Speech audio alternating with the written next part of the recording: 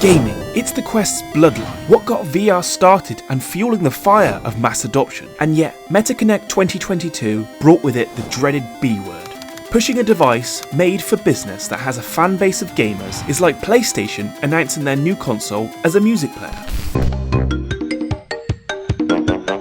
But was this just poor marketing? Well, I've been using the Quest Pro now for a considerable amount of time to find out if that bloodline holds strong, and so we can answer the question, is the Quest Pro good for gaming?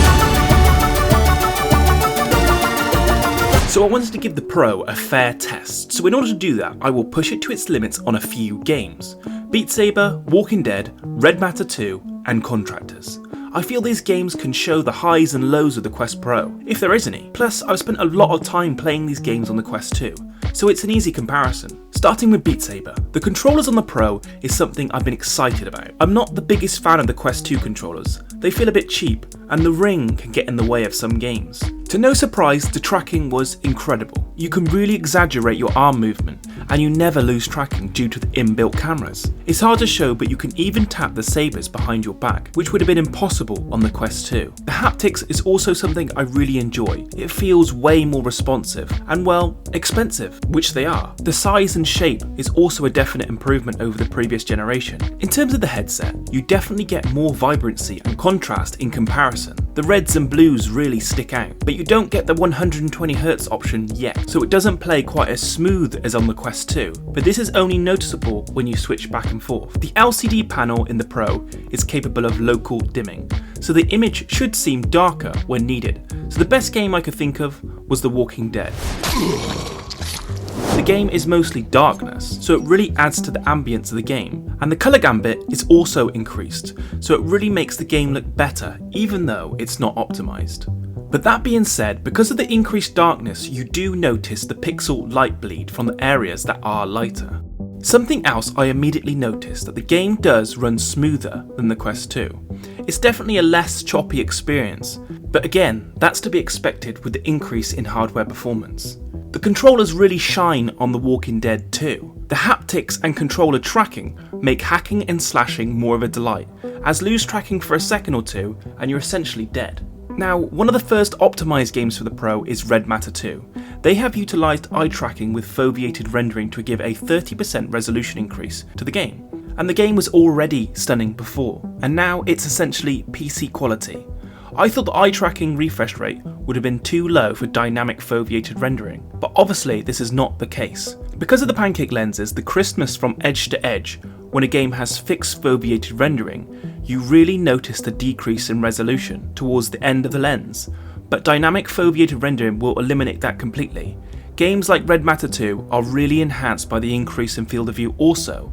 With the two sliders on the headset, you can really bump the screen up to your eyes, giving you about 110 degrees field of view. But when you play fast-paced games like Contractors, two things immediately stick out.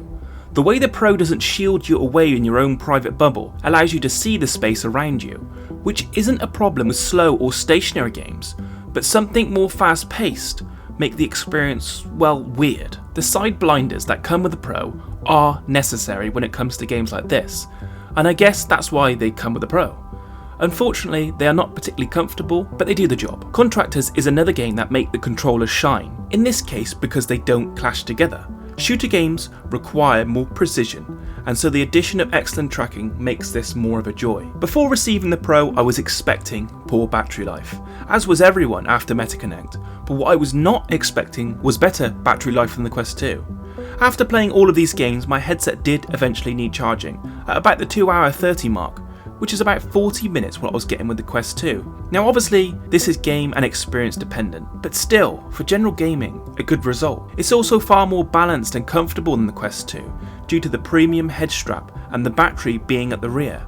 But that's expected when this headset is $1,500. And that's the biggest issue, is the price.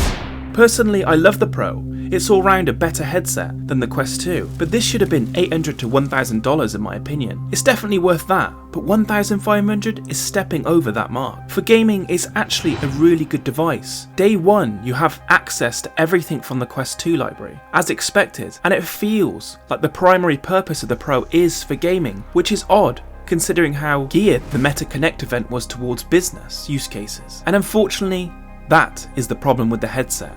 The tech, the style, design and use cases are amazing, no doubt in my mind, but the focus has been split. The gaming community feels like Meta is losing sight of their audience, and the business community just have another potentially useful tool. The Pro is a fantastic gaming headset, and maybe the only real reason the headset was here was to make the Quest 3 cheaper, with more refined manufacturing, but at the moment it seems they are losing sight of their millions of gamers that have come to love the Quest.